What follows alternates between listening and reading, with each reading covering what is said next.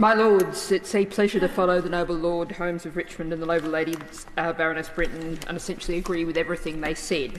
In offering support for all of the amendments in this group, I just wish to make a couple of additional points.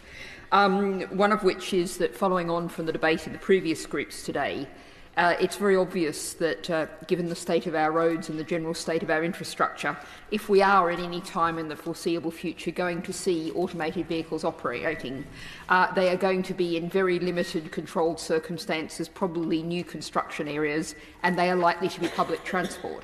And I think a great deal of the debates that we've had around this bill has very much focused on the idea that this is about private individuals and having their own cars and these cars whizzing all around. But these are public transport systems that are most likely to be the first affected, and we absolutely need to see this provision of access by design included in it as part of them.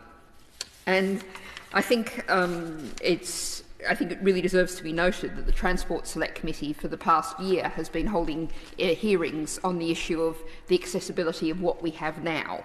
And that's exposed insufficient accessibility right across the transport sector, particularly the need to update regulations to accommodate modern travel methods and equipment. Now, as the Noble Lady Baroness Brinton said, here we're starting from scratch. We can potentially get it right from the beginning, and that's what we should absolutely be aiming to do.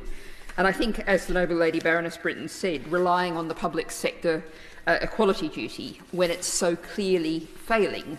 And again, another report that we haven't yet heard the final conclusions of the Select Committee, but a report out last month from the disabled people's organisation Transport for All, titled "Are We There Yet?", to which, to spoil the ending, the answer is very definitely no.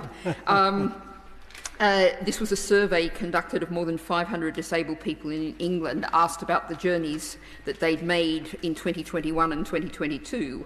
And it found that disabled people make far fewer journeys than non-disabled people, an average of 5.84 a week, which is a third of the national average across the community.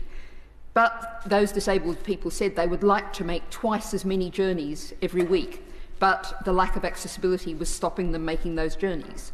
That was stopping people being able to fully participate in our society in a way in which they would like. And I think just one final note of the conclusions of that report. Nearly half of the respondents thought that the accessibility of transport and streets would worsen in the next 10 years, while only 28% said they thought it would improve. Well, your Lordship's House has, I would suggest, a duty and an opportunity to show that actually it is possible to make things better instead of them continuing to deteriorate.